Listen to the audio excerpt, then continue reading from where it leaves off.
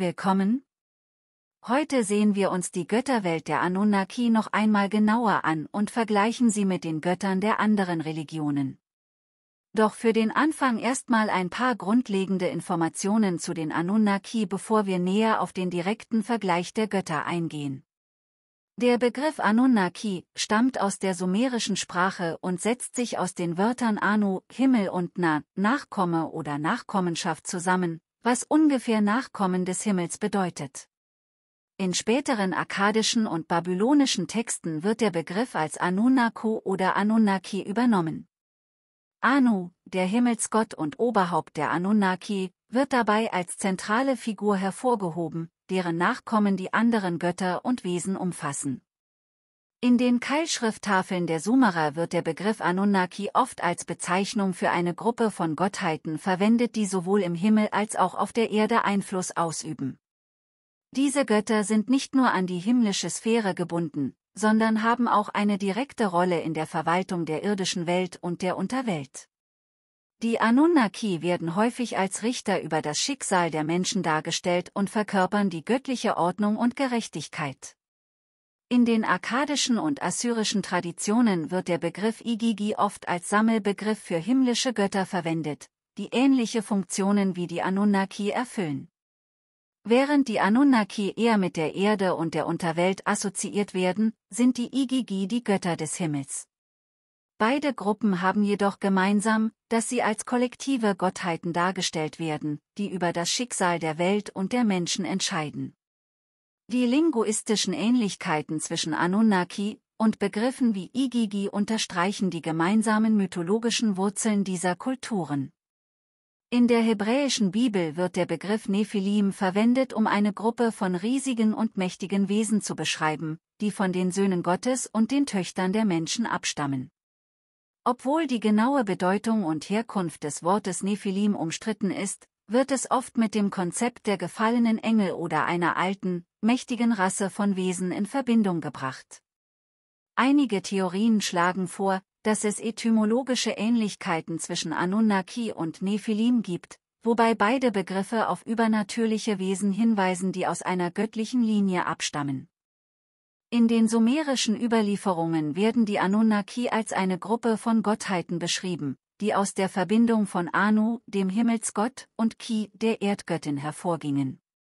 Diese göttlichen Wesen spielten eine zentrale Rolle im kosmischen Ordnungssystem der Sumerer und wurden oft als Vermittler zwischen Himmel und Erde gesehen.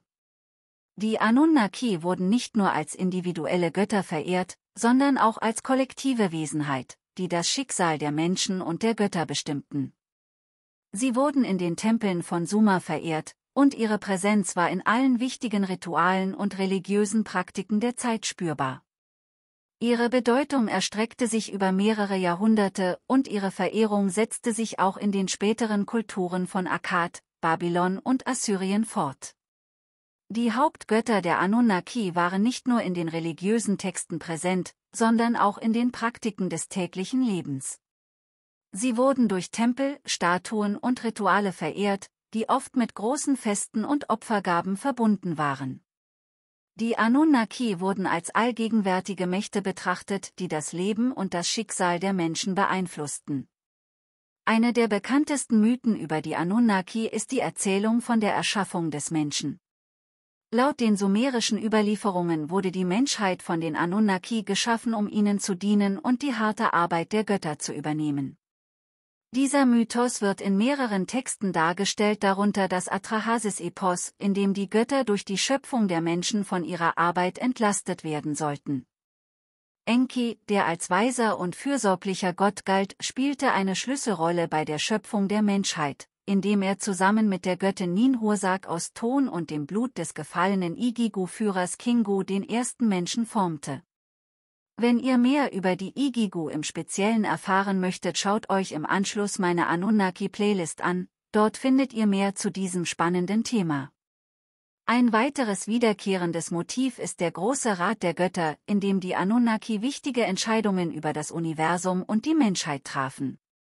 In diesen Ratschlägen wurden bedeutende Beschlüsse gefasst, wie etwa die Bestrafung der Menschheit durch die große Flut, die in mehreren mesopotamischen Mythen vorkommt. Enlil, der oft als strenger und unnachgiebiger Gott dargestellt wird, war meist der Initiator solcher Bestrafungen, während Enki oft versuchte, die Menschen zu schützen. Diese Geschichten spiegeln die Ambivalenz der Götter wider, die sowohl als Beschützer als auch als Bedroher der Menschheit auftraten.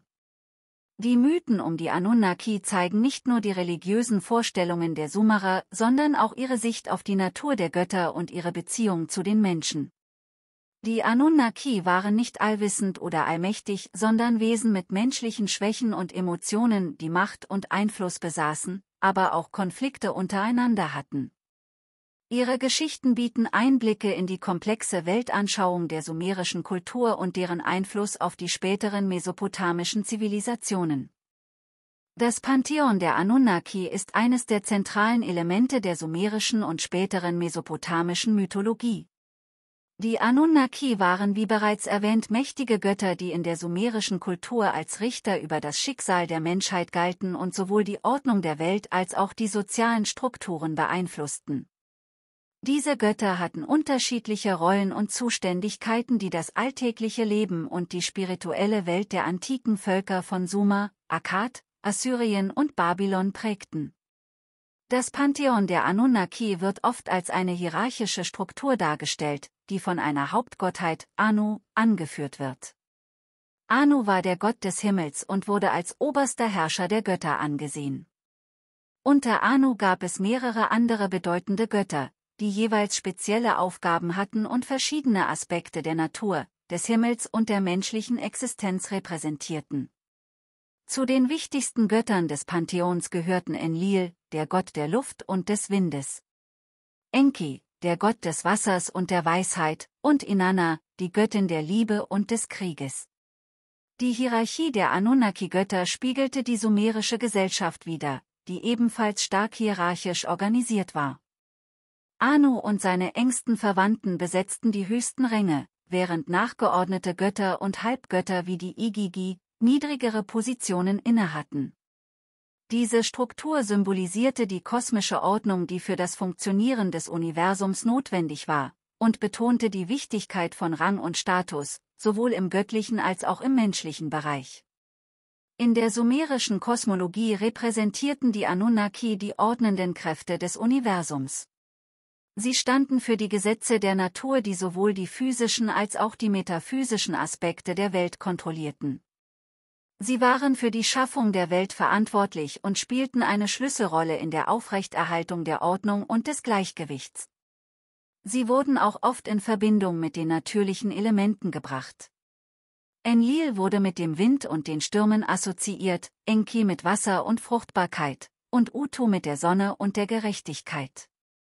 Diese Assoziationen spiegelten die Weltanschauung der Sumerer wider, in der die Natur und ihre Kräfte als Manifestationen der göttlichen Macht verstanden wurden. Ein zentrales Thema in den Mythen der Anunnaki ist ihre Rolle als Richter über das Schicksal.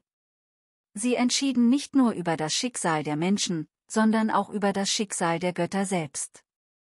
Diese Gerichtsbarkeit zeigt sich besonders in Mythen wie der Geschichte von Atrahasis, indem sie über das Schicksal der Menschheit in Zeiten von Hungersnot und Überbevölkerung entscheiden. In diesen Geschichten treten die Anunnaki oft als strenge, aber auch gerechte Richter auf, die das Wohl des Universums über das individuelle Schicksal stellen. Diese Vorstellung spiegelt die Bedeutung der Gerechtigkeit und des Gleichgewichts in der sumerischen Kultur wider. Die Anunnaki waren nicht nur allmächtig, sondern auch gerecht und maßvoll in ihrer Herrschaft. Dies wurde durch ihre Entscheidungen verdeutlicht, die immer darauf abzielten, das kosmische Gleichgewicht zu bewahren und sicherzustellen, dass die Welt im Einklang mit den göttlichen Gesetzen blieb. Die Richterfunktion der Anunnaki wird auch in der Darstellung der Unterwelt und ihrer Herrscherin Ereshkigal betont, die ebenfalls Teil der Anunnaki war. Die Unterwelt wurde als ein Ort betrachtet, an dem das endgültige Schicksal der Seelen entschieden wurde. Hier, weit entfernt von der Welt der Lebenden, herrschten die Anunnaki mit strenger Hand und sicherten so das Gleichgewicht zwischen Leben und Tod. Wie in vielen anderen Mythologien gibt es auch im Pantheon der Anunnaki Erzählungen über Machtkämpfe und Rivalitäten zwischen den Göttern. Diese Geschichten zeigen, dass auch die Götter nicht frei von Konflikten und persönlichen Ambitionen waren. Ein bekanntes Beispiel ist der Streit zwischen Enlil und Enki über die Kontrolle bestimmter Aspekte der Welt. Diese Rivalitäten verdeutlichen die dynamische Natur des Pantheons und betonen, dass selbst die göttlichen Mächte von Emotionen und persönlichen Interessen getrieben sein können. Trotz ihrer Konflikte arbeiteten die Anunnaki oft zusammen, um größere Bedrohungen abzuwehren oder um das Universum in geordneter Weise zu gestalten. Diese Kooperationen spiegeln die komplexen Beziehungen wider, die die Götter miteinander verbanden. Sie zeigen, dass das Wohl des Kollektivs oft über den individuellen Interessen stand, was eine Parallele zu den gesellschaftlichen Werten der Sumerer darstellt, in denen Gemeinschaft und Zusammenarbeit hochgeschätzt wurden. Das Pantheon der Anunnaki umfasst eine Vielzahl von Göttern, von denen einige eine herausragende Bedeutung haben. Diese Hauptgötter prägten die mythologischen Erzählungen in Mesopotamien und hatten erheblichen Einfluss auf die religiösen Praktiken der Sumerer und späterer Kulturen. Ihre Geschichten, Rollen und Beziehungen sind eng miteinander verflochten und spiegeln die komplexe Struktur des göttlichen Universums wider. Lasst uns nun etwas tiefer in die Welt der Götter der Anunnaki eintauchen und sie auch direkt mit Göttern anderer Religionen vergleichen. Beginnen wir mit Anu, dem Himmelsgott und obersten Herrscher des mesopotamischen Pantheons. Als Vater aller Götter und Ursprung der Schöpfung wird Anu oft als Quelle göttlicher Macht angesehen, die über das Schicksal der Menschen und der Welt wacht. Seine Rolle als Schöpfer und Herrscher ist zentral für das Verständnis der gesamten Anunnaki-Struktur und ihrer Einflüsse auf die irdische und kosmische Ordnung. Er wird oft als die höchste göttliche Autorität betrachtet, die die Macht hatte, Könige einzusetzen und die Ordnung der Götter und Menschen zu wahren. Er residierte im höchsten Himmel und wurde als allwissend und allmächtig angesehen, obwohl er in vielen Mythen eine eher passive Rolle einnimmt. Er repräsentierte den Himmel und die unendliche Weite des Universums. Er war der Schöpfer der Sterne und in den Darstellungen wurde er oft als majestätischer Gott mit einer Krone gezeigt, die mit Hörnern geschmückt war, was seine göttliche Macht symbolisierte. Er war der Vater zahlreicher Götter und spielte eine Schlüsselrolle in der kosmischen Ordnung. Seine Hauptkinder waren Enlil, der Gott des Windes und der Luft, und Enki, der Gott der Weisheit und des Wassers. Anu war mit Ki, der Erdgöttin, verheiratet, was seine Verbindung zur Erde und zu den irdischen Angelegenheiten verstärkt. Diese familiären Beziehungen betonten die Verbindung zwischen Himmel und Erde und zeigten die Wechselwirkungen zwischen den verschiedenen göttlichen Bereichen. Anu tritt in zahlreichen Mythen auf, die seine Autorität und die Rolle in der kosmischen Ordnung verdeutlichen. In der Epopöe von Gilgamesch beispielsweise wird Anu als der Gott dargestellt, der über die Menschen und ihre Schicksale wacht. Er wird oft als derjenige beschrieben, der die höchsten göttlichen Entscheidungen trifft und das Schicksal der Welt bestimmt. Sein Einfluss erstreckte sich über alle Ebenen des göttlichen und menschlichen Lebens und machte ihn zu einer zentralen Figur im sumerischen Pantheon. Er kann in vielen Aspekten mit anderen höchsten Gottheiten in verschiedenen Glaubenssystemen verglichen werden. In der griechischen Mythologie entspricht er etwa Zeus, der als Herrscher über den Olymp und als Himmelsgott fungiert. Wie Anu hat auch Zeus die Macht, über das Schicksal der Götter und Menschen zu entscheiden. In der römischen Mythologie wäre die Parallele Jupiter, der ebenfalls als oberster Himmelsgott verehrt wurde. Ein weiterer Vergleich lässt sich mit dem ägyptischen Gott Amun ziehen, der in der späteren ägyptischen Religion als König der Götter verehrt wurde. Amun, ähnlich wie Anu, wurde als eine übergeordnete göttliche Instanz angesehen, die die Schöpfung durchdringt. In vedischen Traditionen könnte man Anu mit Dyaus Pitar, dem vedischen Himmelsvater, gleichsetzen, der als Verkörperung des Himmels und als allmächtige, väterliche Gottheit auftritt. Diese Parallelen zeigen, dass das Konzept eines höchsten Himmelsgottes universell in vielen alten Kulturen verbreitet war, wobei jede Kultur ihn auf ihre spezifische Weise interpretierte, jedoch immer als eine zentrale Figur der kosmischen Ordnung und Schöpfung. Sein Sohn Enlil war einer der bedeutendsten Götter im sumerischen Pantheon und spielte eine zentrale Rolle in der Verwaltung des Himmels und der Erde. Als Gott des Windes und der Stürme war er auch für die Schöpfung und die Aufrechterhaltung der Ordnung in der Welt verantwortlich. Enlil wurde oft als mächtiger Gott dargestellt, der sowohl Respekt als auch Furcht einflößte. Er war der Gott des Windes, der Stürme und des Himmels und wurde oft als die treibende Kraft hinter den natürlichen Phänomenen angesehen. Er war auch der Gott des Schicksals und der Rechtsprechung, der über die Ordnung der Welt wachte und für die Durchsetzung der göttlichen Gesetze zuständig war. In den Darstellungen wurde Enlil häufig mit einem Flügelhut oder einer Krone gezeigt, die seine Macht über den Himmel symbolisierte. Enlil war der Sohn von Anu und Ki, der Erdgöttin. Seine Familie spielte eine zentrale Rolle in der sumerischen Mythologie, wobei Enlil als der mächtigste unter den Göttern galt. Seine Geschwister schlossen Enki, den Gott des Wassers, und Inanna, die Göttin der Liebe und des Krieges ein. Diese familiären Beziehungen betonten die Verbindungen und Spannungen innerhalb des Pantheons und beeinflussten die Dynamik der göttlichen Macht. Enlil ist in vielen sumerischen Mythen präsent, in denen seine Rolle als Herrscher und Gesetzgeber hervorgehoben wird. In der Epopöe von Gilgamesch spielt Enlil eine bedeutende Rolle in der Entscheidung, die Menschheit durch die Sintflut zu bestrafen. Diese Geschichten zeigen Enlil als einen Gott, der sowohl gerecht als auch streng ist und dessen Entscheidungen tiefgreifende Auswirkungen auf das Schicksal der Menschheit haben. Der entscheidende Moment für Enlils Aufstieg kam, als er die entscheidende Aufgabe übernahm, die Trennung von Himmel und Erde zu vollziehen. Mit dieser Tat begründete er nicht nur die Weltordnung, sondern beanspruchte auch die Herrschaft über den Raum zwischen den Göttern und den Menschen. Im Laufe der Zeit wurde er zum Gott des Königtums, der den irdischen Herrschern ihre Macht verlieh. Er lässt sich ebenfalls mit mächtigen Göttern aus anderen Glaubenssystemen vergleichen. Als Gott des Windes, der Stürme und der Erde hatte Enlil eine bedeutende Rolle in der mesopotamischen Kosmologie, wo er sowohl als Schöpfergott als auch als Verwalter der menschlichen Welt fungierte. In seiner Funktion als Herr der Luft und der Naturgewalten kann er mit Göttern wie Zeus in der griechischen Mythologie verglichen werden, der ebenfalls Blitze, Donner und Stürme kontrollierte und dabei als Vermittler zwischen den himmlischen und irdischen Kräften diente. In der nordischen Mythologie könnte Enlil mit Thor verglichen werden, dem Gott des Donners und der Stürme. Thor, wie Enlil, hatte die Macht über die Elemente und schützte die Ordnung, indem er die Naturgewalten im Zaum hielt. Ein weiteres Beispiel findet sich in der hinduistischen Tradition mit Indra, dem Gott des Donners, der Stürme und des Krieges. Indra, wie Enlil, war für seine Macht über das Wetter bekannt und spielte eine entscheidende Rolle in der Aufrechterhaltung des kosmischen Gleichgewichts. Enlils Verbindung zu Autorität und Herrschaft über das Schicksal der Menschen findet auch Parallelen zu den ägyptischen Göttern wie Ptah, der als Schöpfergott und Lenker der Weltordnung fungierte. Sowohl Enlil als auch diese Gottheiten symbolisieren die enge Verbindung zwischen der natürlichen Welt, der Herrschaft über die Elemente und der Schöpfung.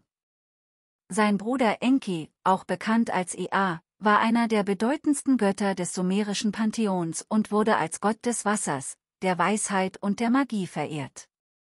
Er spielte eine zentrale Rolle in der Schöpfungsgeschichte und in der Förderung der menschlichen Zivilisation. Er war bekannt für seine Intelligenz und seine Fähigkeit, Probleme zu lösen. Enki wurde oft als schützender Gott dargestellt, der für das Wohlergehen der Menschheit sorgte und die Welt vor Zerstörung bewahrte. Seine Attribute umfassten das Wasser, insbesondere die Süßwasserquellen und Flüsse, die für das Leben und die Landwirtschaft von entscheidender Bedeutung waren. Enki wurde häufig mit einem Fischsymbol oder einem Becher dargestellt, aus dem Wasser fließt, was seine Verbindung zu den lebensspendenden Kräften des Wassers verdeutlicht.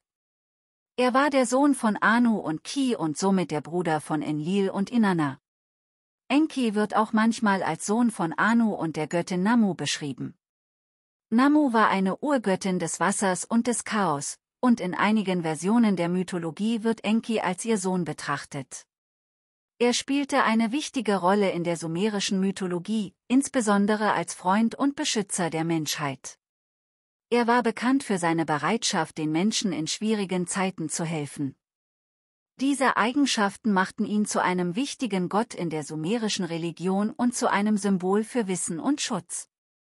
Er tritt in vielen Mythen auf, darunter die Epopöe von Gilgamesch und die Geschichte von Atrahasis.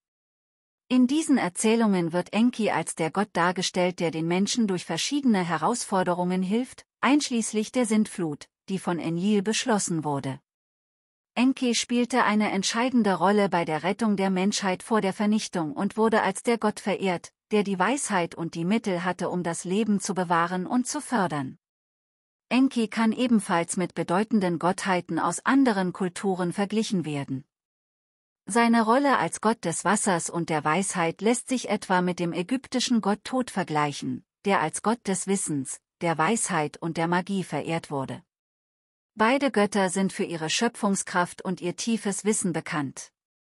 In der griechischen Mythologie könnte Enki Parallelen zu Prometheus aufweisen.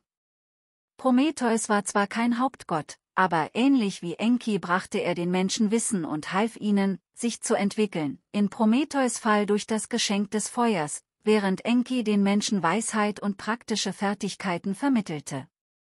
Auch in der vedischen Tradition gibt es eine Parallele zu Enki in der Gestalt des Gottes Varuna. Varuna, der Gott der Ozeane und der kosmischen Ordnung, teilt mit Enki nicht nur die Herrschaft über das Wasser, sondern auch die Rolle als Wächter der moralischen Gesetze und der göttlichen Harmonie. Seine Schwester Inanna, auch bekannt als Ishtar, war eine der wichtigsten Göttinnen des sumerischen Pantheons. Sie wurde als Göttin der Liebe, des Krieges und der Fruchtbarkeit verehrt und hatte einen bedeutenden Einfluss auf die religiöse und kulturelle Praxis der sumerischen Gesellschaft. Inanna war bekannt für ihre Leidenschaft, ihren Mut und ihre Fähigkeit, sowohl Zerstörung als auch Erneuerung zu bringen. Sie wurde als Göttin der Liebe, des Krieges und der Fruchtbarkeit verehrt. Sie repräsentierte sowohl die positiven als auch die negativen Aspekte dieser Bereiche, indem sie sowohl Liebe und Fruchtbarkeit als auch Krieg und Zerstörung verkörperte. Ihre Attribute umfassten die Venus, die als Symbol für ihre Verbindung zur Liebe und zur Schönheit diente, sowie Waffen und Rüstung, die ihre kriegerischen Eigenschaften darstellten. Inanna war die Tochter von Anu und Ki und somit die Schwester von Enlil und Enki. Ihre Familie spielte eine zentrale Rolle in der sumerischen Mythologie, wobei Inanna als eine der bedeutendsten Göttinnen galt. Ihre Beziehungen zu anderen Göttern waren oft von Konflikten und Allianzen geprägt, die ihre dynamische Rolle innerhalb des Pantheons verdeutlichten. Inanna tritt in vielen bedeutenden Mythen auf, darunter der Abstieg der Inanna und die Hochzeit von Inanna und Dumuzi. Diese Geschichten zeigen Inanna als eine komplexe Figur, die sowohl Liebe und Fruchtbarkeit als auch Macht und Zerstörung verkörpert. Ihre Erzählungen betonen ihre Fähigkeit, zwischen den Welten der Lebenden und der Toten zu navigieren und ihre Rolle als eine der mächtigsten und einflussreichsten Göttinnen des sumerischen Pantheons. Als mächtige und komplexe Gottheit, die sowohl für ihre Schönheit und Sinnlichkeit als auch für ihre kriegerische Natur bekannt ist, kann sie mit verschiedenen Göttinnen aus anderen Kulturen verglichen werden. In der griechischen Mythologie findet Inanna ihre Entsprechung in Aphrodite, der Göttin der Liebe und Schönheit. Beide Göttinnen verkörpern die Leidenschaft, Sinnlichkeit und erotische Anziehungskraft, die das Leben und die menschlichen Beziehungen prägen. Gleichzeitig kann Inanna aber auch mit Athene oder Artemis verglichen werden, da sie, wie diese Göttinnen, eine starke kriegerische Seite besitzt und für ihre Unabhängigkeit und Macht bekannt ist. In der römischen Mythologie entspricht Inanna der Göttin Venus, die ebenso wie Aphrodite für Liebe und Schönheit steht, aber auch gelegentlich in kriegerischen Kontexten auftritt. Zudem weist sie Parallelen zur Kriegsgöttin Bellona auf, die für Kampf und Zerstörung steht, ähnlich wie Inanna, die die Kraft und die Unvorhersehbarkeit des Krieges verkörpert. In der ägyptischen Mythologie lässt sich Inanna mit der Göttin Isis vergleichen, die für ihre Macht über das Leben und die Fruchtbarkeit bekannt ist. Wie Inanna spielt auch Isis eine zentrale Rolle in den Mysterien des Lebens, des Todes und der Wiedergeburt, und beide Göttinnen stehen in einer tiefen Verbindung zu den Kräften der Natur und des Lebenszyklus. Schließlich kann Inanna in der hinduistischen Tradition mit der Göttin Durga verglichen werden, einer mächtigen und kriegerischen Göttin, die das Chaos bekämpft und gleichzeitig für Schutz und Fruchtbarkeit steht. Inanna und Durga vereinen die gegensätzlichen Aspekte von Schöpfung und Zerstörung in ihrer göttlichen Natur, was sie zu sowohl schützenden als auch furchteinflößenden Figuren macht. Durch diese Vergleiche wird deutlich, dass Inanna, wie viele Göttinnen anderer Kulturen, sowohl die Kräfte des Lebens und der Liebe als auch die des Krieges und der Zerstörung in sich vereint, was ihre zentrale Rolle in den Mythen des alten Orients erklärt.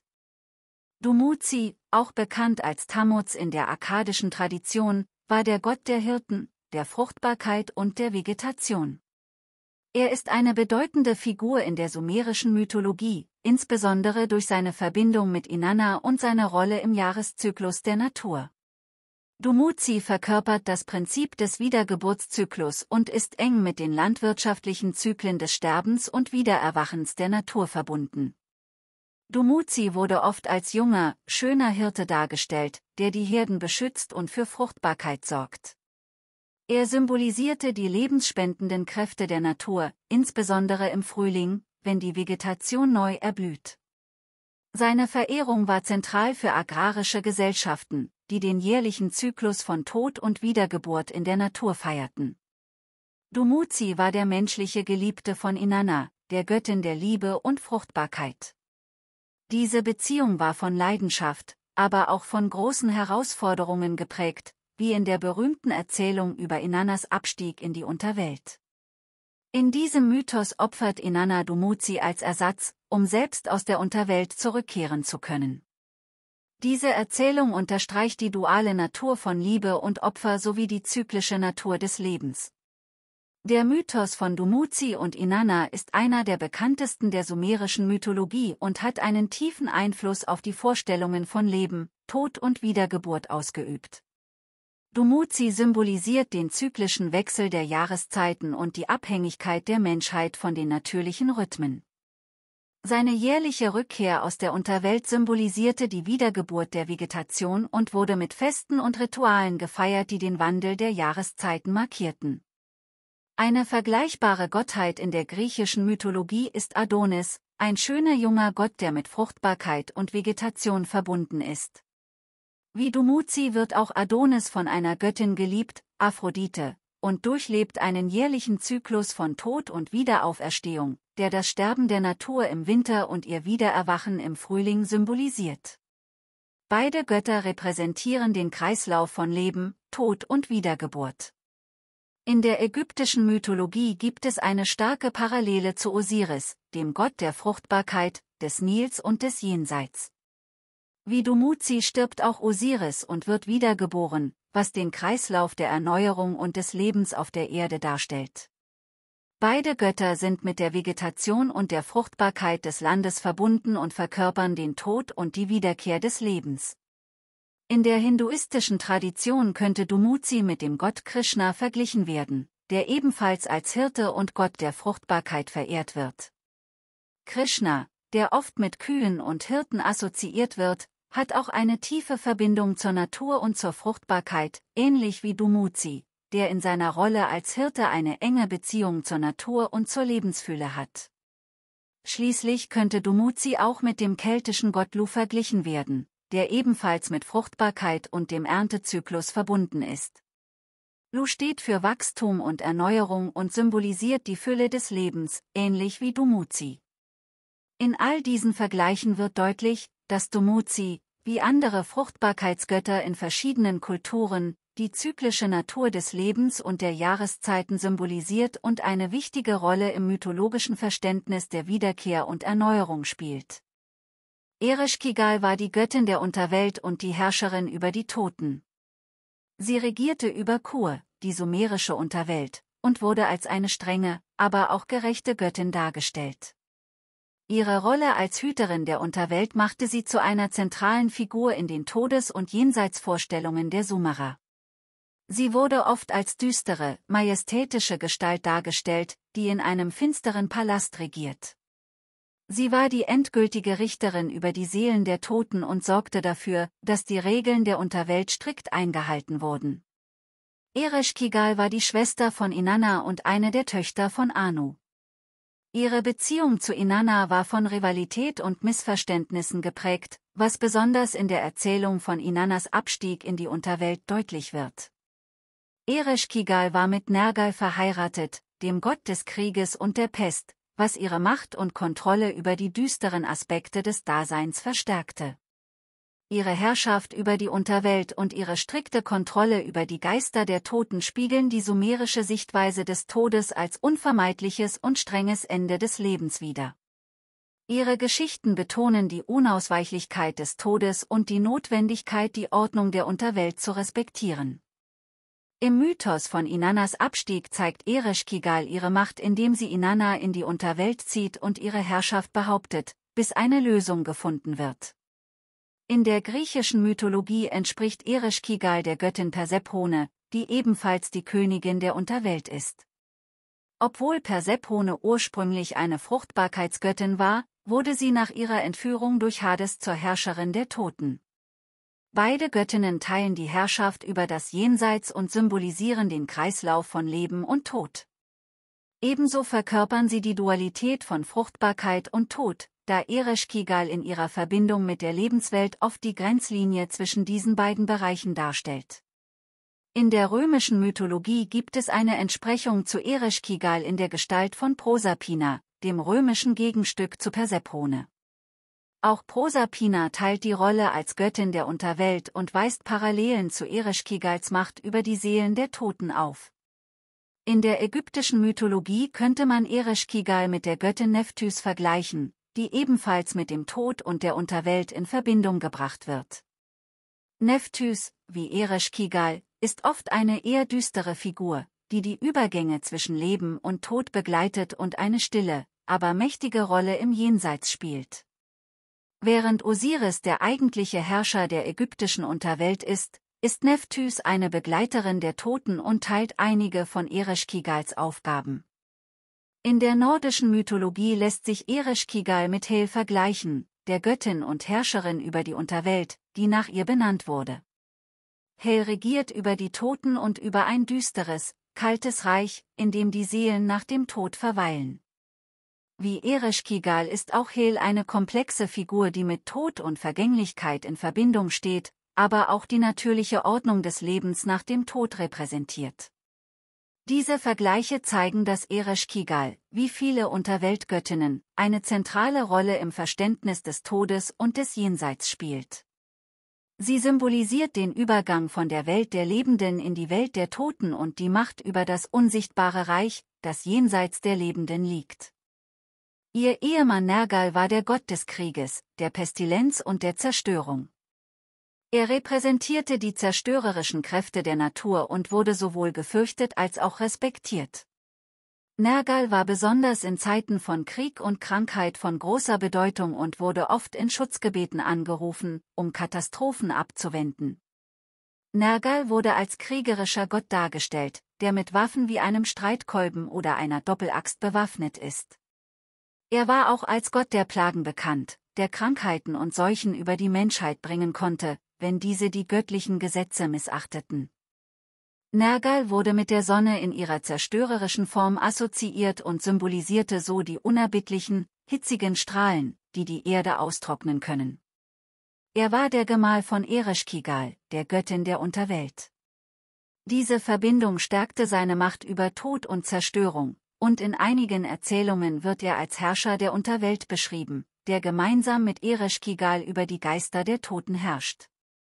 In der griechischen Mythologie ist Nergal mit Ares vergleichbar, dem Gott des Krieges. Wie Nergal ist Ares eine kriegerische Gottheit, die für den brutalen, blutigen Aspekt des Krieges steht. Beide Götter verkörpern die zerstörerischen Seiten des Kampfes und der Gewalt, die ebenso unberechenbar wie gefürchtet sind. Nergals Rolle als Herrscher der Unterwelt und Gott des Todes lässt ihn auch mit Hades vergleichen, dem griechischen Gott der Unterwelt. Während Hades in erster Linie als Hüter der Toten fungiert, verkörpert Nergal nicht nur den Tod, sondern auch die aktive Zerstörungskraft, die Krankheiten und Kriege bringt. In diesem Sinne vereint Nergal Aspekte von Krieg und Tod, die in der griechischen Mythologie durch Ares und Hades getrennt dargestellt werden. In der ägyptischen Mythologie findet Nergal Parallelen zu Seth, dem Gott des Chaos, der Zerstörung und der Stürme. Seth ist ebenso wie Nergal eine zwiespältige Gottheit, die sowohl Tod und Zerstörung symbolisiert als auch als eine Kraft der Veränderung gilt. Beide Götter stehen für das Unkontrollierbare und das Bedrohliche, das die Menschen in Angst versetzt, aber auch die natürliche Ordnung in Form von Zerstörung und Erneuerung aufrechterhält. In der hinduistischen Tradition könnte Nergal mit Kali verglichen werden, der Göttin der Zerstörung und des Todes. Kali verkörpert ebenso wie Nergal die rohe, unkontrollierte Kraft der Zerstörung, die sowohl gefürchtet als auch respektiert wird. Beide Gottheiten werden oft als Herrscher über das Ende des Lebens gesehen, wobei sie die Macht haben, über Krieg, Krankheit und den Tod zu herrschen. In all diesen Vergleichen wird deutlich, dass Nergal wie andere Götter der Zerstörung und des Todes, als eine widersprüchliche, aber notwendige Kraft im Universum gesehen wird, die das Gleichgewicht zwischen Leben und Tod, Krieg und Frieden aufrechterhält. Ninurta war der Gott des Krieges, der Jagd und der Landwirtschaft. Er galt als mächtiger Kriegergott, der Feinde bekämpfte und die Ordnung aufrecht erhielt. Ninurta war auch ein Gott der Heilung und des Schutzes, was seine Vielseitigkeit und Bedeutung im sumerischen Pantheon hervorhebt. Er wurde oft mit Waffen dargestellt, darunter ein Bogen, Pfeile und ein Streitkolben. Ninurta galt als Beschützer der Menschen gegen Dämonen und Chaoskräfte und war dafür bekannt, die kosmische Ordnung aufrecht zu erhalten. Er war der Sohn von Enlil und Ninlil, was ihn zu einem wichtigen Mitglied der Anunnaki machte. Er wurde oft als Erbe von Enlils Macht dargestellt und hatte enge Beziehungen zu anderen Kriegergöttern und Heldengestalten der mesopotamischen Mythologie. In den Mythen wird Ninurta oft als der Held dargestellt, der gefährliche Monster besiegt und die Welt vor Chaoskräften bewahrt. In der Geschichte von Anzo kämpft Ninurta gegen den dämonischen Vogel, der die Tafeln des Schicksals gestohlen hat. Diese Geschichte symbolisiert den ewigen Kampf zwischen Ordnung und Chaos und zeigt Ninurta als den Verteidiger der göttlichen Gesetze. In der griechischen Mythologie ist Ninurta vergleichbar mit Herakles, auch bekannt als Herkules, der ebenfalls für seine heldenhaften Taten bekannt ist und sowohl als Krieger als auch als Beschützer der Menschen gefeiert wurde. Wie Ninurta bekämpfte Herakles mächtige Feinde und Ungeheuer, um die Ordnung in der Welt zu bewahren. Beide Götter verkörpern die Tapferkeit und den Sieg über Chaos und Unheil. In der römischen Mythologie könnte Ninurta mit Mars verglichen werden, dem Gott des Krieges, der ebenfalls mit der Landwirtschaft in Verbindung gebracht wurde. Während Mars vor allem als Kriegsgott bekannt ist, war er in frühen Zeiten auch als Schutzherr der Landwirtschaft und des Frühlings verehrt worden. Diese doppelte Natur von Krieg und Fruchtbarkeit spiegelt sich in Ninurtas Rolle als Krieger und als Gott, der die Ernte und das Wachstum fördert. In der ägyptischen Mythologie weist Ninurta Parallelen zu Horus auf, dem Gott des Himmels und des Krieges. Horus, der oft als falkenköpfiger Krieger dargestellt wird, kämpft für Gerechtigkeit und Ordnung, ähnlich wie Ninurta, der gegen Chaosmächte kämpft. Beide Götter sind auch Beschützer ihrer jeweiligen Reiche und symbolisieren den Triumph über das Böse. In der hinduistischen Tradition könnte Ninurta mit dem Gott Skanda, auch Kartikeya genannt, verglichen werden, der Gott des Krieges und der Beschützer der Götter ist. Skanda, wie Ninurta, wird als mutiger Krieger dargestellt, der mächtige Feinde besiegt und die Ordnung aufrechterhält. Beide Götter sind auch mit Weisheit und Schutz verbunden, was ihre Rolle als Verteidiger der kosmischen Ordnung verstärkt. Diese Vergleiche zeigen, dass Ninurta, wie viele Kriegs- und Schutzgötter anderer Kulturen, als eine Kraft des Guten angesehen wird, die das Chaos bekämpft und das Leben in Balance hält. Seine Verbindung zur Landwirtschaft unterstreicht seine Rolle als göttlicher Beschützer des Lebens, der sowohl die Ernte als auch die Welt vor Zerstörung bewahrt. Ninlil, auch bekannt als Ninhil, war eine bedeutende Göttin in der sumerischen Mythologie und spielte eine zentrale Rolle in der religiösen und kulturellen Praxis der sumerischen Gesellschaft. Ihre Attribute und ihre Rolle verdeutlichen ihre große Bedeutung für die Fruchtbarkeit, Landwirtschaft und den Wohlstand der Erde. Sie war vor allem als Göttin der Luft und der Fruchtbarkeit bekannt. Ihre Verbindung zur Fruchtbarkeit wurde oft durch Symbole wie Weizenähren und Vögel dargestellt. Die Darstellung von Ninlil mit diesen Attributen zeigt ihre zentrale Rolle im landwirtschaftlichen Zyklus der sumerischen Gesellschaft. Die Menschen glaubten, dass ihre Güte und Fürsorge für die Fruchtbarkeit auf der Erde von entscheidender Bedeutung waren, um den Wohlstand und die Nahrungssicherheit zu gewährleisten. Ihre Präsenz in den Ritualen und Zeremonien der Landwirtschaft unterstrich ihre Bedeutung für das tägliche Leben und die Wirtschaft des alten Mesopotamien.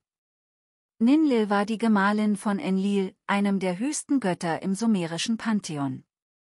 Die Verbindung zwischen Ninlil und Enlil symbolisierte eine göttliche Partnerschaft, die sowohl die Elemente der Natur als auch die Fruchtbarkeit und das Leben auf der Erde beeinflusste. Aus dieser Verbindung gingen zwei bedeutende Kinder hervor, Nanna, der Mondgott, und Utu, der Sonnengott. Nanna war als der Mondgott für die Zählung der Zeit und die Bestimmung der Monate zuständig. Utu, als Sonnengott, war für das Tageslicht und die Wärme verantwortlich, die für das Wachstum der Pflanzen und die Fruchtbarkeit der Erde unerlässlich waren. Die Kinder von Ninlil und Enlil hatten also direkte Auswirkungen auf die natürlichen Zyklen und die Landwirtschaft, die für die sumerische Zivilisation von zentraler Bedeutung waren. Ninlils Rolle als Göttin machte sie zu einer wichtigen Figur im sumerischen Pantheon. Ihre Vereinigung mit Enlil und die Geburt ihrer Kinder unterstreichen ihren Einfluss und ihre Bedeutung im göttlichen Gefüge. Sie war nicht nur eine Beschützerin der Fruchtbarkeit, sondern auch eine zentrale Figur in der Familien- und Schöpfungsgeschichte der sumerischen Mythologie. In der griechischen Mythologie könnte Ninlil mit Hera verglichen werden, der Königin der Götter und Schutzherrin der Ehe und der Familie. Beide Göttinnen spielen eine zentrale Rolle in der göttlichen Ordnung und sind starke Figuren, die über das Wohl ihrer Anhänger wachen. Während Hera für ihre Treue und ihre Rolle als Beschützerin der Familie bekannt ist, steht Ninlil für die fruchtbare Kraft der Natur und das Wachstum, das durch die Luft und den Regen gefördert wird. In der römischen Mythologie entspricht Ninlil der Göttin Juno, die ebenfalls die Rolle einer schützenden Mutter und Königin spielt. Juno ist nicht nur für ihre Verbindung zur Ehe verantwortlich, sondern auch für den Schutz von Frauen und Familien. Beide Göttinnen haben eine ähnliche Stellung als mächtige weibliche Figuren, die Einfluss auf das Schicksal ihrer Anhänger haben. In der ägyptischen Mythologie könnte Ninlil mit Hathor verglichen werden, der Göttin der Liebe, der Fruchtbarkeit und der Musik. Hathor wird oft als Muttergöttin dargestellt, die das Leben nährt und die Menschen beschützt. Wie Ninlil hat auch Hathor eine starke Verbindung zur Fruchtbarkeit und zur Natur, was ihre Rolle als Lebensspenderin unterstreicht. In der nordischen Mythologie gibt es Parallelen zu Frigg, der Frau von Odin und der Göttin der Ehe und der Mutterschaft. Frigg ist eine schützende und weise Figur, die über die Familie und das Wohlergehen ihrer Anhänger wacht, ähnlich wie Ninlil in ihrer Rolle als Göttin des Wachstums und der Fruchtbarkeit. Marduk wurde ursprünglich als Sohn von Enki verehrt, stieg aber später zum Hauptgott von Babylon auf und wurde schließlich in das Pantheon der Anunnaki integriert. Marduk ist bekannt für seinen Sieg über Tiamat in der babylonischen Schöpfungserzählung Enuma Elish, wo er die Rolle des obersten Gottes übernimmt. Er war ein Gott der Schöpfung, der Heilung und des Wassers, aber auch ein Kriegergott, der den Kosmos von den chaotischen Kräften befreite. Er wurde oft mit einer Drachenfigur und einem Speer dargestellt, Symbole seiner Macht und seines Sieges über Tiamat. Marduks Aufstieg zur höchsten Gottheit Babylons spiegelte den politischen und kulturellen Aufstieg der Stadt Babylon wider. Marduk war der Sohn von Enki und wurde von ihm unterstützt, um die Führung im Götterpantheon zu übernehmen. Seine Göttlichkeit und Macht wurden von seinem Vater gestärkt, und er wurde in Babylon als Retter und oberster Gott verehrt. Marduks Sieg über Tiamat und seine Errichtung der Ordnung im Universum machten ihn zu einer zentralen Figur in der babylonischen Religion. Er symbolisierte den Triumph der Ordnung über das Chaos und wurde als Beschützer der Menschen und als Garant des kosmischen Gleichgewichts verehrt. Seine Geschichte zeigt den Übergang von der sumerischen zur babylonischen Herrschaft und die Anpassung der Anunnaki an die sich wandelnden politischen und kulturellen Landschaften Mesopotamiens. In der griechischen Mythologie lässt sich Marduk mit Zeus vergleichen, dem König der Götter und Herrscher des Olymp. Wie Marduk kämpft Zeus gegen Chaos und Unordnung, insbesondere gegen die Titanen, und etabliert eine neue Ordnung im Universum. Beide Götter sind mit Macht, Herrschaft und der Schöpfung der Welt eng verbunden und übernehmen die Rolle des Beschützers der Menschen und der Götter. In der römischen Mythologie findet sich eine ähnliche Parallele zu Jupiter, dem römischen Gegenstück zu Zeus. Jupiter wird ebenfalls als der höchste Gott verehrt, der über den Himmel und die Erde herrscht und die Ordnung im Universum aufrechterhält. Marduk und Jupiter teilen die Eigenschaften des Schöpfers und des Beschützers, der gegen das Chaos kämpft, um das Gleichgewicht zu bewahren. In der ägyptischen Mythologie könnte Marduk mit Amun verglichen werden, einem der höchsten Götter, der oft mit Schöpfung und Herrschaft in Verbindung gebracht wird. Amun wird als Gott des verborgenen Lebens betrachtet, der das Universum erschafft und mit seiner Macht Ordnung bringt. Sowohl Marduk als auch Amun stehen für die Macht und die Autorität über das gesamte kosmische und menschliche Leben. In der hinduistischen Tradition lässt sich Marduk mit Vishnu vergleichen, dem Erhalter und Beschützer des Universums. Vishnu hat viele Avatare, darunter Krishna und Rama, und wird oft als der Gott dargestellt, der das Gleichgewicht zwischen Ordnung und Chaos aufrechterhält. Wie Marduk hat Vishnu eine aktive Rolle im Kampf gegen das Böse und die Wiederherstellung der kosmischen Ordnung. In der nordischen Mythologie kann Marduk mit Odin verglichen werden, dem Allvater und Herrscher der nordischen Götter. Odin ist bekannt für seine Weisheit und sein Streben nach Wissen, um das Schicksal der Welt zu verstehen und zu beeinflussen. Ähnlich wie Marduk hat auch Odin eine bedeutende Rolle im Kampf gegen das Chaos und die Zerstörung, um die Welt zu bewahren. Diese Vergleiche zeigen, dass Marduk, wie viele Schöpfer- und Herrschergötter in verschiedenen Kulturen, eine zentrale Rolle im Verständnis von Ordnung, Macht und Schöpfung spielt. Seine Fähigkeit, das Chaos zu besiegen und die Welt zu erschaffen, macht ihn zu einer wichtigen Figur in der mesopotamischen Mythologie und darüber hinaus.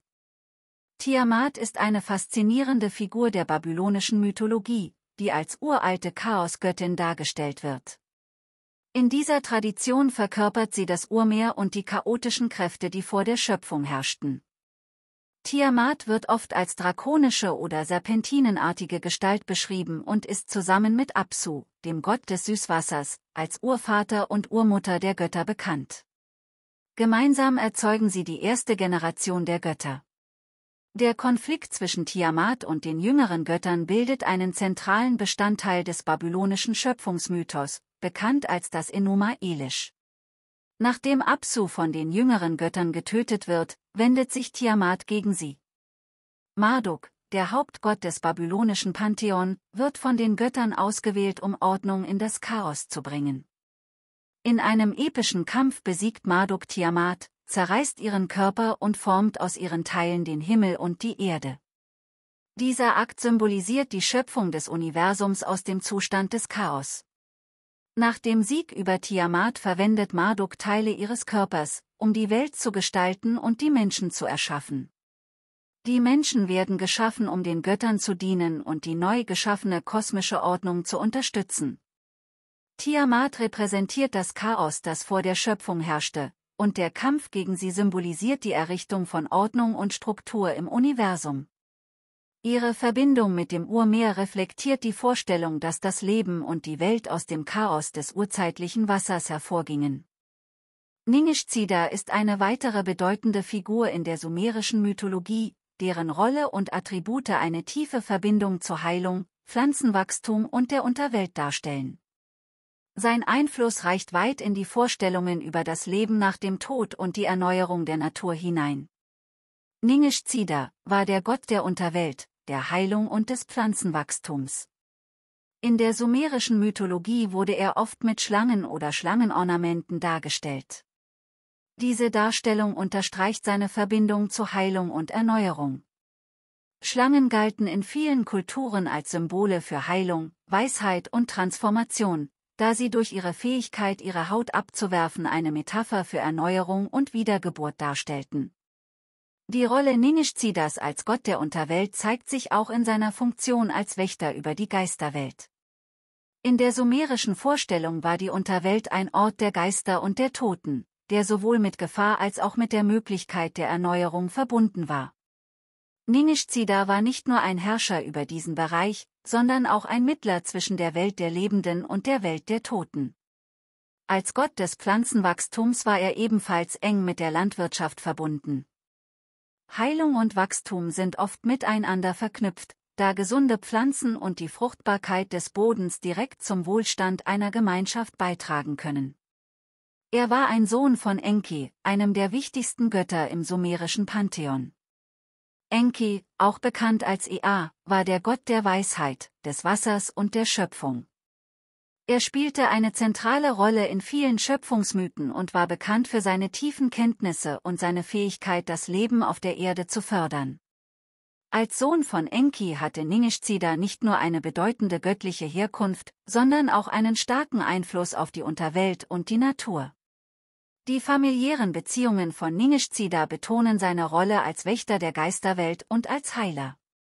Die Verbindung zu Enki, der als Gott des Wassers und der Schöpfung auch Aspekte der Heilung und Erneuerung verkörperte, verstärkt die Rolle von Ningishzida in diesen Bereichen.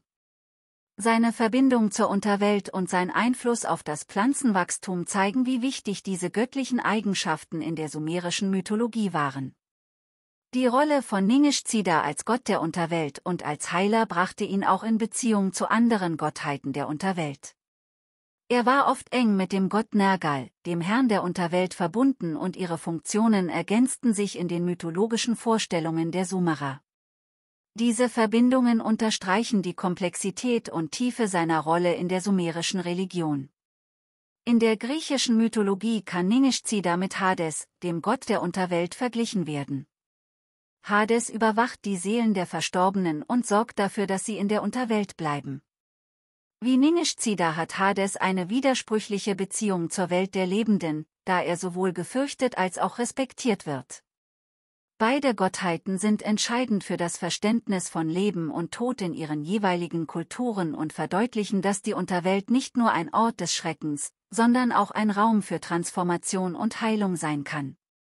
In der römischen Mythologie findet sich mit Pluto ein weiteres Pendant zu Ningishzida. Pluto ist der Gott der Unterwelt und der Reichtümer, die aus der Erde gewonnen werden können. Er steht für den Kreislauf von Leben und Tod sowie für den Reichtum, der aus dem Ackerbau und der Natur hervorgeht. Ningishzida und Pluto teilen das gemeinsame Thema der Verbindung zwischen dem Leben auf der Erde und den Toten, wobei beide Gottheiten eine wichtige Rolle in der Heilung und im Wachstum spielen. Schließlich kann Ningishzida auch mit Yama aus der hinduistischen Mythologie verglichen werden, der als Gott des Todes und der Unterwelt gilt. Yama ist nicht nur der Herrscher über die Seelen, sondern auch derjenige, der für die Gerechtigkeit und die richtigen Entscheidungen im Leben verantwortlich ist. Ähnlich wie Ningishzida wird Yama oft als eine Figur betrachtet, die den Übergang zwischen Leben und Tod regelt und die Seelen auf ihrem Weg ins Jenseits führt. Insgesamt zeigt dieser Vergleich, dass Ningishzida, wie viele andere Gottheiten in verschiedenen Kulturen, eine bedeutende Rolle im Verständnis von Leben, Tod und der Verbindung zwischen den Welten spielt. Seine Funktion als Gott der Heilung und des Wachstums verdeutlicht die universellen Themen von Transformation und Balance, die in der Mythologie aller Zeiten und Kulturen präsent sind. Wie bereits erwähnt, waren die Beziehungen zwischen den Göttern der Anunnaki oft von Machtkämpfen, Allianzen und Intrigen geprägt. Diese dynastischen Konflikte spiegeln die menschlichen Aspekte der Götter wider und verdeutlichen, dass auch göttliche Wesen nicht frei von Emotionen und Ambitionen sind. Ein bemerkenswertes Beispiel ist der Konflikt zwischen Enki und Enlil, der oft in Mythen dargestellt wird. Während Enlil die strikte göttliche Ordnung repräsentiert, steht Enki für Weisheit und Flexibilität.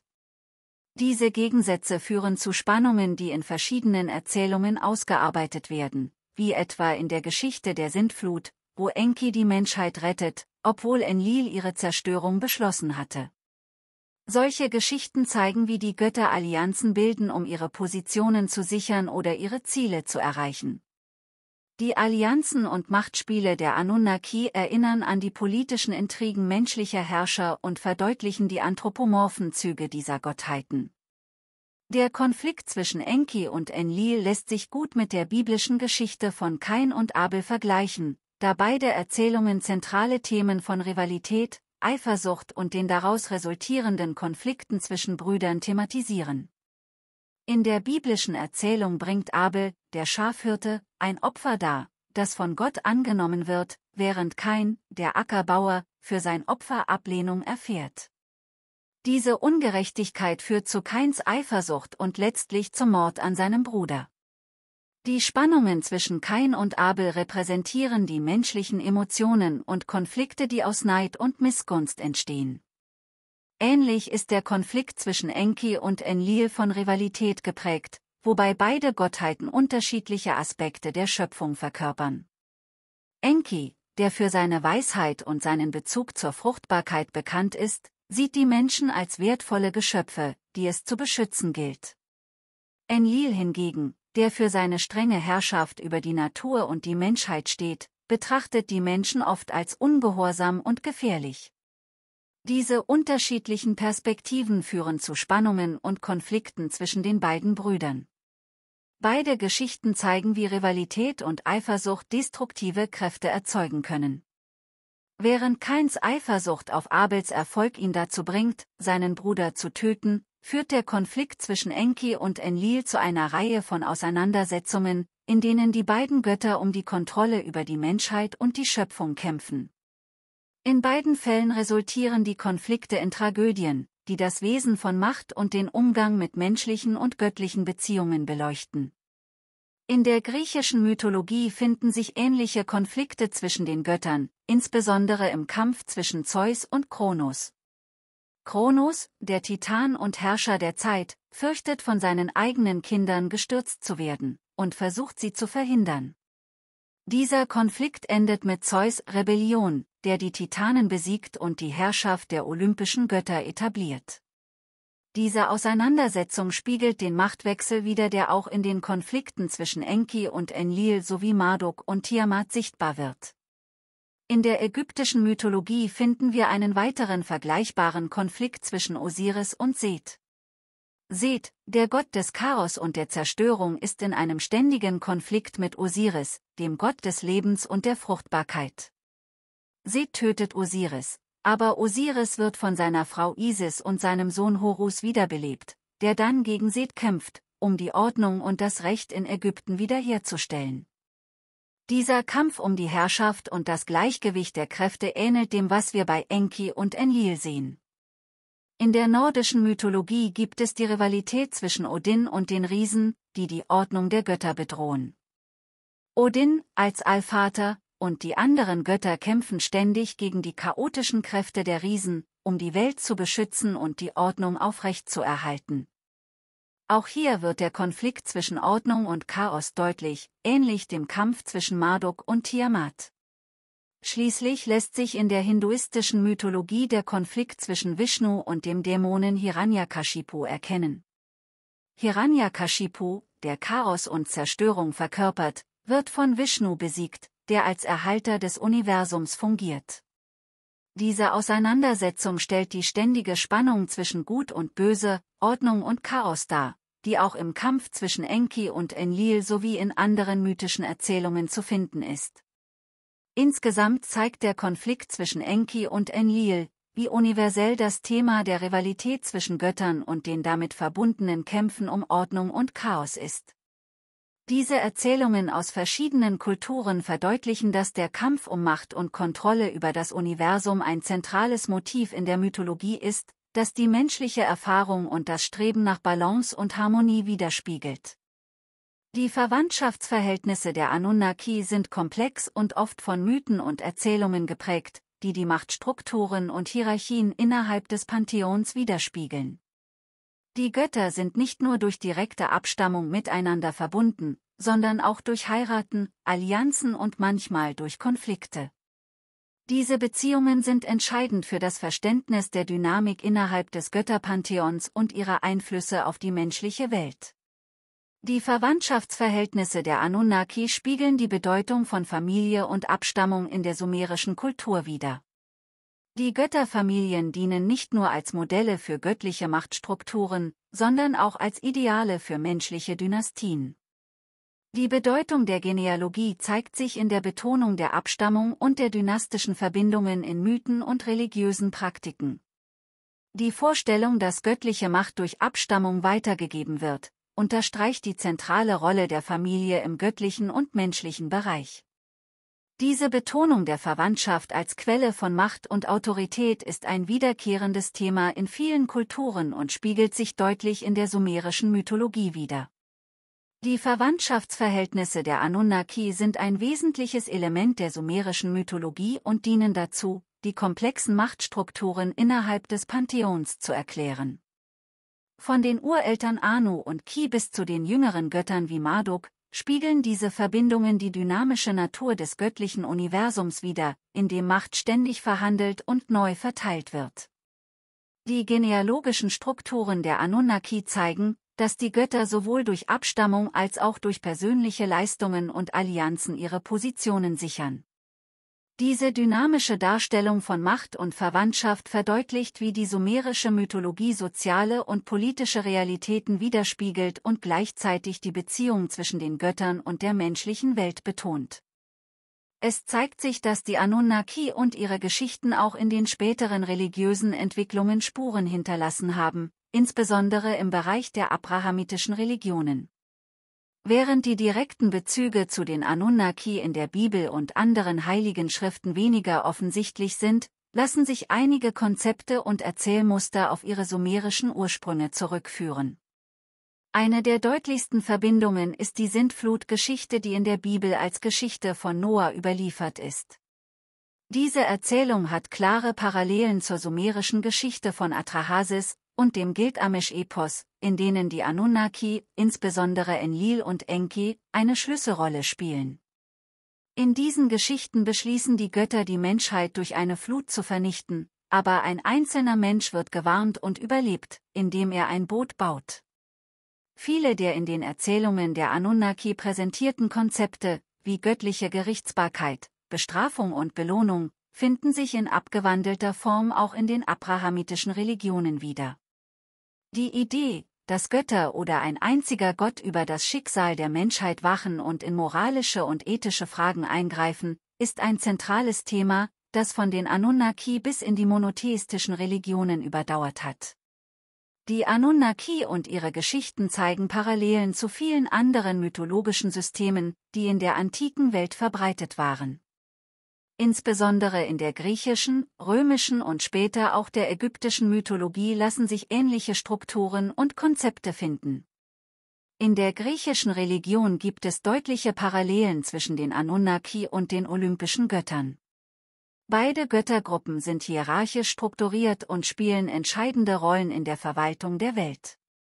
Wie bei den Anunnaki gibt es auch bei den olympischen Göttern Geschichten über Machtkämpfe, Allianzen und die Einmischung in menschliche Angelegenheiten. Besonders bemerkenswert ist die Parallele zwischen Enki und Prometheus, da beide Figuren als weise und trickreiche Götter bekannt sind, die der Menschheit wichtige Gaben schenken. In der ägyptischen Religion gibt es keine direkte Entsprechung zu den Anunnaki, jedoch weisen einige ägyptische Götter ähnliche Funktionen auf.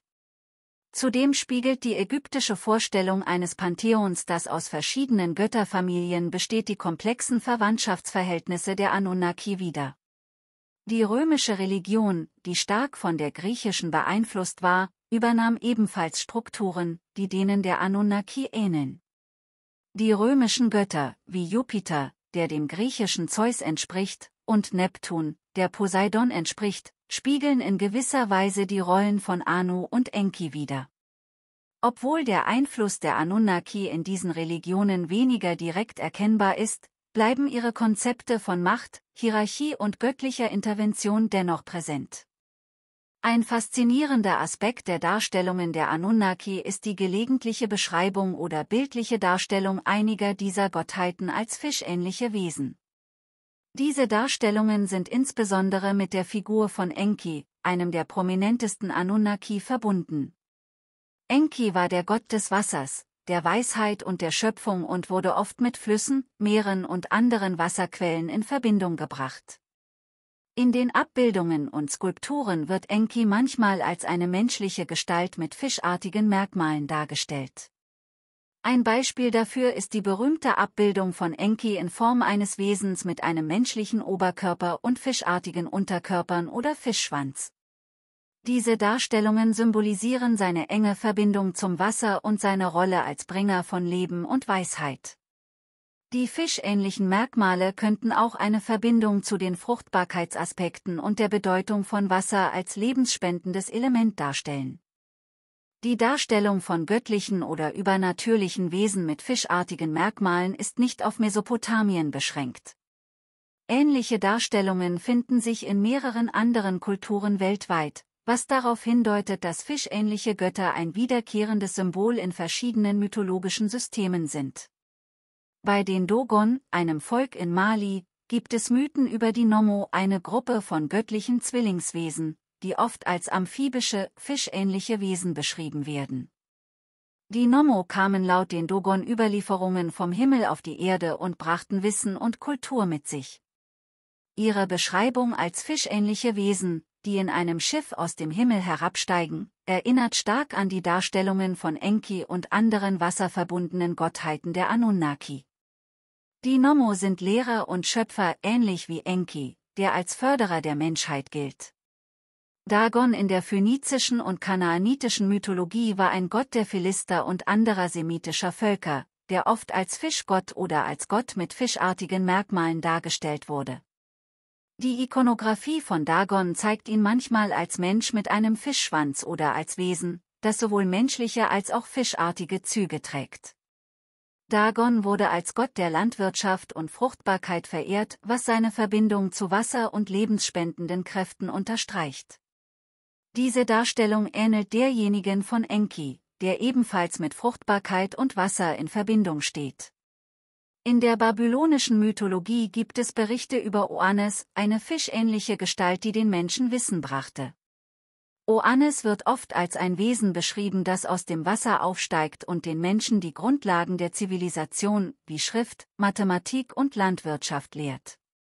Diese Erzählungen sind eng mit den Apkallu verbunden, einer Gruppe von 7 weisen Wesen, die ebenfalls fischartige Merkmale aufweisen.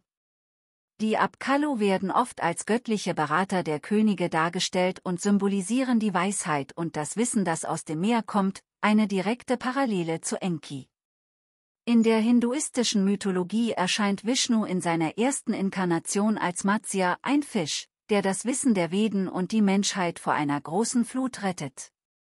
Diese Matsya-Avatar-Geschichte spiegelt die Rolle von Enki in der sumerischen Mythologie wider, der die Menschheit ebenfalls vor der Flut bewahrte, indem er Atrahasis warnte. Matsya wird oft als halb Mensch, halb Fisch dargestellt und steht für die Bewahrung von Wissen und Leben durch das Wasser, was starke thematische Verbindungen zu den Darstellungen von Enki hat. Die wiederkehrenden Darstellungen von Göttern und übernatürlichen Wesen mit fischartigen Merkmalen haben tiefgreifende symbolische Bedeutungen, die über den bloßen Bezug zu Wasser hinausgehen. In vielen Kulturen wird Wasser als Ursprung des Lebens angesehen. Die Darstellung von Göttern als fischähnliche Wesen symbolisiert ihre Rolle als Schöpfer und Bewahrer des Lebens. Enki als Gott des Wassers und der Weisheit verkörpert diese Verbindung auf eine Weise, die universell nachvollziehbar ist. Die fischähnlichen Wesen wie Enki, Oannes oder die Nommo sind oft Vermittler von Wissen und Kultur. Sie steigen aus dem Wasser empor, um den Menschen Weisheit und Zivilisation zu bringen. Dies deutet auf eine symbolische Verbindung zwischen Wasser und Erleuchtung hin, die in vielen alten Kulturen als ein göttliches Geschenk angesehen wurde. Fischähnliche Darstellungen werden auch mit Schutz und Rettung in Verbindung gebracht, wie im Fall von Matsya, der die Menschheit vor der Flut bewahrt. Ähnlich bewahrte Enki in der sumerischen Mythologie die Menschen durch seinen Rat und seine Interventionen. Diese Rollen als Schutzgötter betonen die lebensspendenden und erhaltenden Aspekte des Wassers. Die Darstellung der Anunnaki, insbesondere Enki, als fischähnliche Wesen ist Teil eines breiten mythologischen Musters, das in vielen Kulturen auf der ganzen Welt zu finden ist. Der Fisch ist auch ein wichtiges Zeichen im Christentum, das eng mit Jesus Christus verbunden ist. Die frühen Christen verwendeten das Fischsymbol, um ihren Glauben auszudrücken, besonders in Zeiten, als sie verfolgt wurden. In der griechischen Sprache steht das Wort Ichthys für Fisch und wird oft als Akronym für Jesus Christus, Sohn Gottes, Retter, gedeutet. Der Fisch erinnert auch an die ersten Jünger, die Fischer waren. Jesus sagte zu ihnen: Folgt mir nach, und ich werde euch zu Menschenfischern machen. Dies bedeutet, dass sie Menschen zu Gott führen sollten. Zudem steht der Fisch für die Wundertaten Jesu, wie das Wunder der Speisung von 5000 Menschen mit 5 Broten und 2 Fischen. Insgesamt ist der Fisch ein kraftvolles Zeichen des Glaubens, das die Identität und Botschaft der frühen Christen zeigt und auch heute noch von vielen Gläubigen verwendet wird. Diese Darstellungen verkörpern universelle Themen wie Schöpfung, Weisheit, Schutz und die enge Beziehung zwischen Mensch und Natur. Die fischähnlichen Merkmale sind mehr als nur eine bildliche Darstellung, sie sind Symbole für die mächtige, oft geheimnisvolle Verbindung zwischen dem Göttlichen und dem Element des Wassers, das als Quelle des Lebens und der Weisheit verehrt wird. In der ägyptischen Mythologie gibt es Parallelen zwischen den Anunnaki und den Neteru sowie den Nephilim, die als mächtige Götter und spirituelle Wesen in der ägyptischen Kultur verehrt wurden. Die Neteru, ähnlich den Anunnaki, waren eine Gruppe von Göttern, die für verschiedene Aspekte der Natur, des Lebens und des Kosmos verantwortlich waren.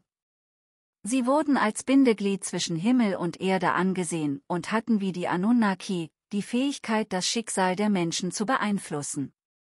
Die Ägypter stellten die Neteru oft in anthropomorpher Form dar, jedoch häufig mit tierischen Elementen, was ihre Verbindung zu bestimmten natürlichen Kräften oder Prinzipien verdeutlichte.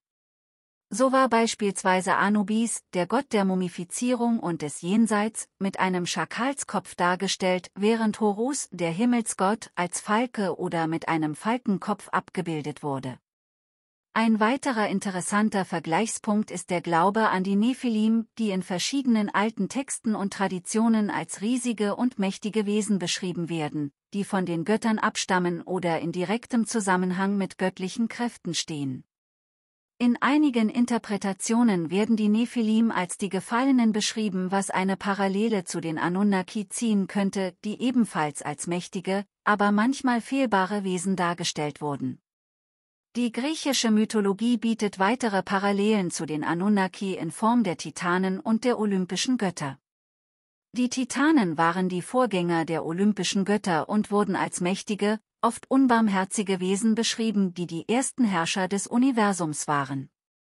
Ähnlich wie die Anunnaki waren die Titanen eine ältere Generation von Gottheiten, die in Konflikt mit den jüngeren Göttern gerieten und schließlich gestürzt wurden. Die Olympier, angeführt von Zeus, übernahmen die Herrschaft über die Welt nach einem gewaltigen Krieg gegen die Titanen, bekannt als die Titanomachie. Diese Erzählungen spiegeln die sumerischen Mythen wider, in denen die Anunnaki eine Schlüsselrolle im kosmischen Machtspiel und in der Schöpfungsgeschichte spielen. In beiden Mythologien ist der Kampf zwischen älteren und jüngeren Gottheiten ein wiederkehrendes Thema, das die ständige Veränderung und den Wandel der kosmischen Ordnung symbolisiert. Ein spezieller Vergleichspunkt ist die Rolle des Prometheus in der griechischen Mythologie, der ähnlich wie Enki der Menschheit half, obwohl dies den Willen der anderen Götter verletzte. Dies zeigt eine gewisse Parallele in der Darstellung von Göttern, die auf der Seite der Menschheit stehen und bereit sind, sich gegen die etablierte göttliche Ordnung zu stellen. In der hinduistischen Mythologie sind die Devas und Asuras zwei Gruppen von übernatürlichen Wesen, die oft in einem ewigen Kampf um die Vorherrschaft stehen. Die Devas sind die Götter, die für Licht, Ordnung und Wohlstand stehen, während die Asuras oft als ihre Gegenspieler betrachtet werden, die Chaos und Dunkelheit symbolisieren. Diese dualistische Vorstellung erinnert an die sumerischen Darstellungen der Anunnaki, die sowohl wohlwollende als auch zerstörerische Kräfte verkörpern konnten. Die Devas und Asuras stammen von gemeinsamen Vorfahren ab und teilen daher viele Eigenschaften, ähnlich wie die Anunnaki, die sowohl als Förderer als auch als Bestrafer der Menschheit auftreten können. Besonders die Erzählungen über die Erschaffung und den Untergang von Welten sowie die Beteiligung dieser Wesen an der Schöpfung der Menschheit bieten viele inhaltliche Überschneidungen mit den Mythen um die Anunnaki. Ein weiterer bemerkenswerter Vergleich ist der Gott Vishnu, der als Erhalter der Welt gilt und in verschiedenen Inkarnationen erscheint, um die Menschheit zu retten. Diese Rolle als Schutzgott ähnelt der Darstellung von Enki, der ebenfalls oft in der Rolle des Retters der Menschheit erscheint, insbesondere im Kontext von Katastrophen wie der großen Flut. In der nordischen Mythologie gibt es ebenfalls eine interessante Parallele zu den Anunnaki in Form der Asen und Wanen, zwei Gruppen von Göttern, die über das Universum herrschen. Die Asen, angeführt von Odin, waren die Götter des Krieges, der Weisheit und der Herrschaft, während die Wanen als Fruchtbarkeitsgötter galten, die eng mit Natur und Wohlstand verbunden waren.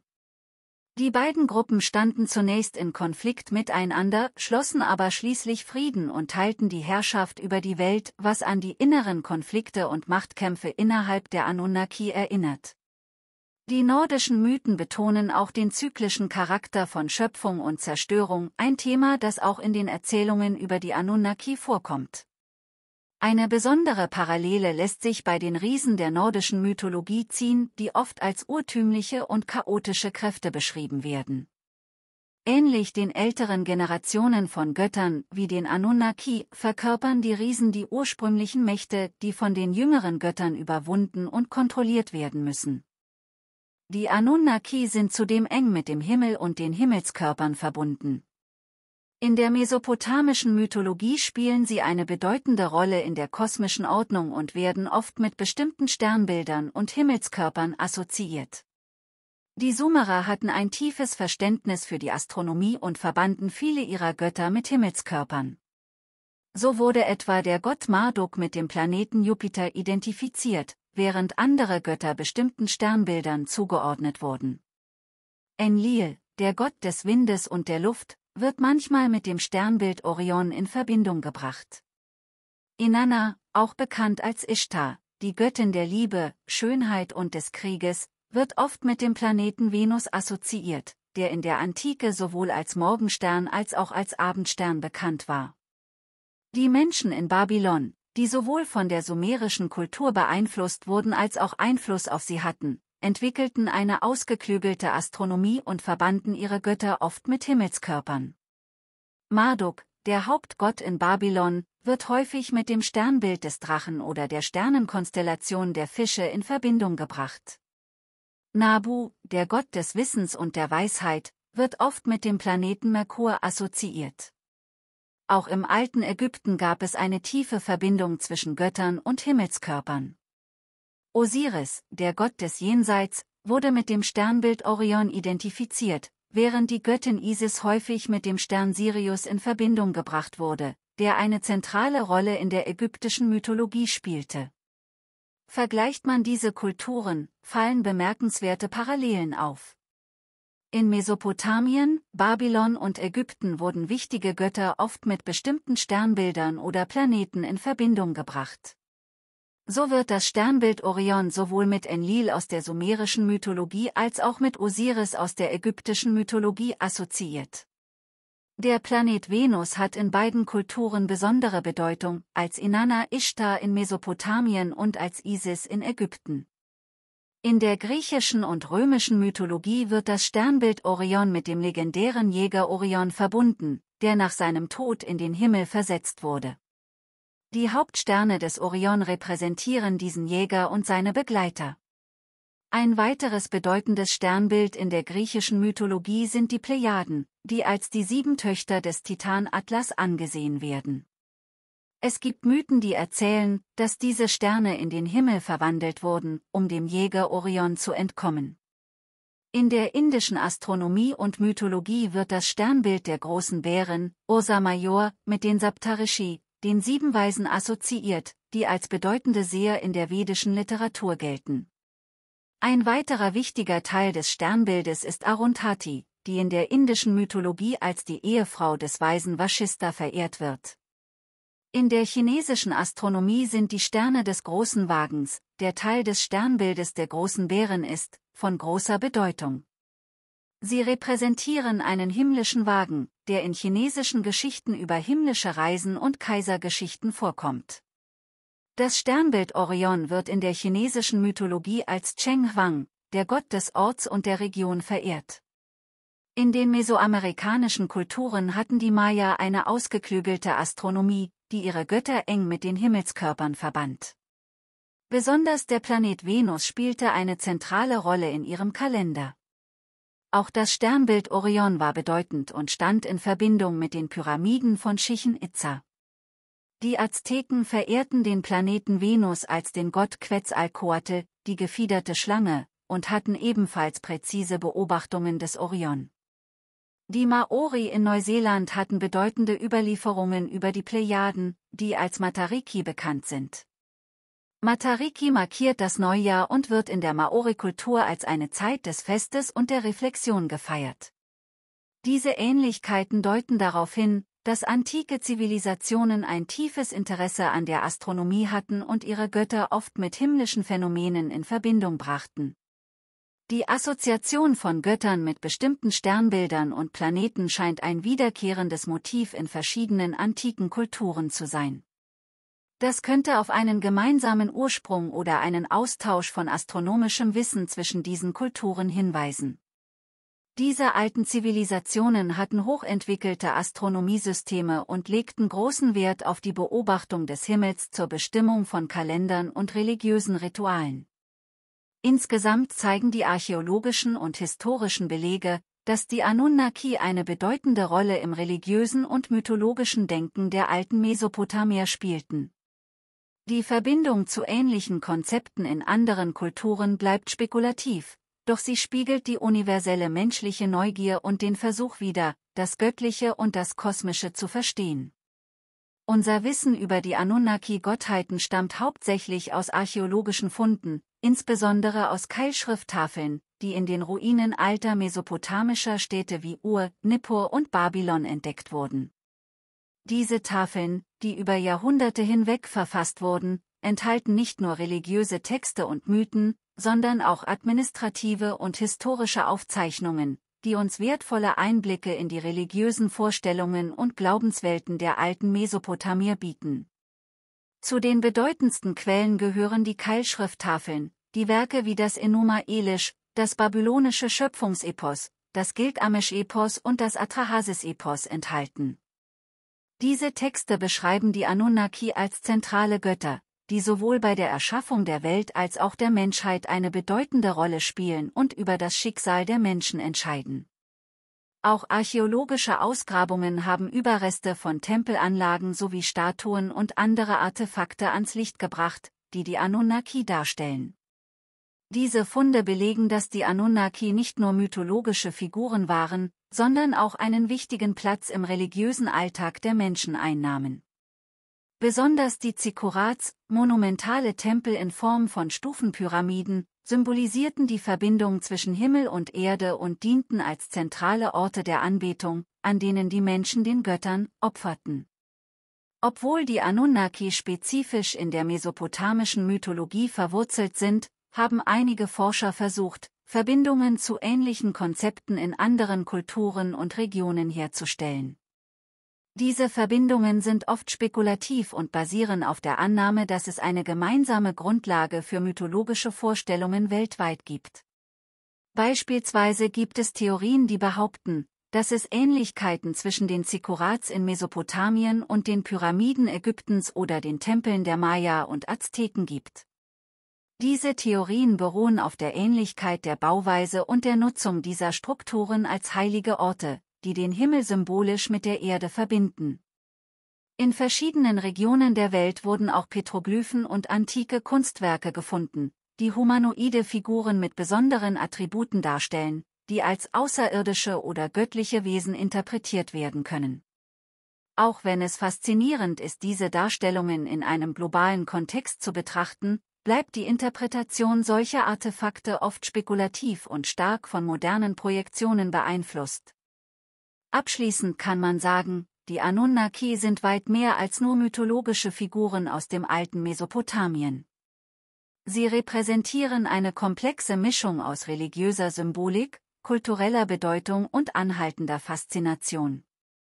Ihre Verehrung prägte das religiöse, soziale und politische Leben im antiken Mesopotamien und bot den Menschen Erklärungen für die Ordnung und das Chaos der Welt. Vergleiche mit anderen Kulturen zeigen, dass die Darstellung der Anunnaki als göttliche Wesen, wie ihre Darstellung als fischähnliche Götter, nicht einzigartig ist. Ähnliche Konzepte finden sich auch in der ägyptischen, griechischen, hinduistischen und nordischen Mythologie sowie in modernen esoterischen Traditionen.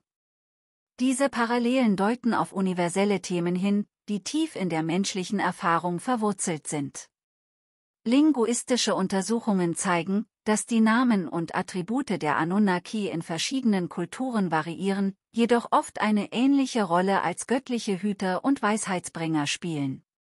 Der Begriff Anunnaki und seine Varianten tauchen in verschiedenen linguistischen Formen auf und werden häufig mit anderen mythischen Wesenheiten, wie den Nephilim oder den Netero, in Beziehung gesetzt.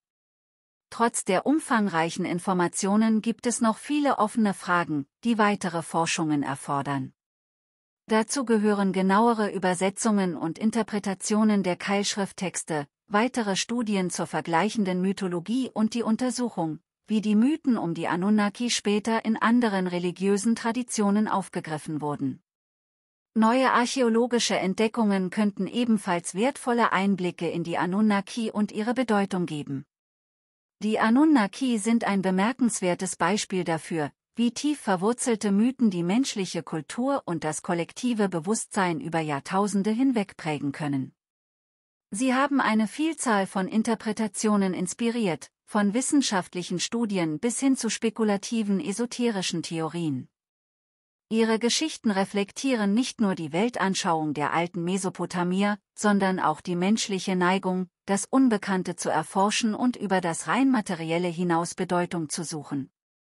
Während die Anunnaki einst als mächtige Götter in der mesopotamischen Welt herrschten, haben sie sich über die Jahrhunderte hinweg zu Symbolen des Mysteriums, der Macht und der kosmischen Ordnung entwickelt.